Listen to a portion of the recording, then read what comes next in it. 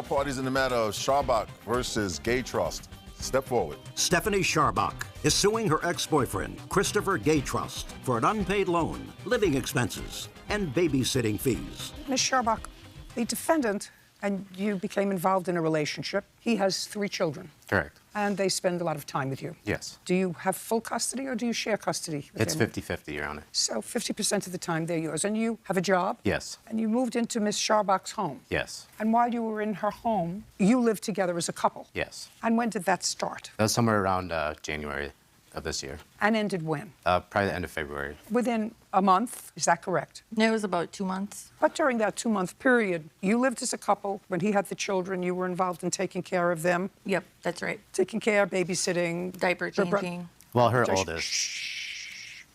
And then he moved out? Yep. You want him to pay you babysitting fees for the times that you watched the kids, rent for the time that he was there? Yep. And other food and expenses that were built up? That's correct.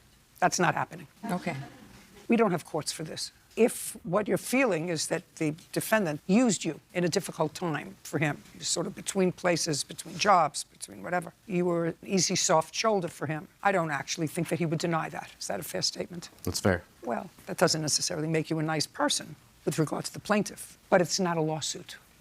It's a lesson. You're right. Good. So I'm glad we understand each other.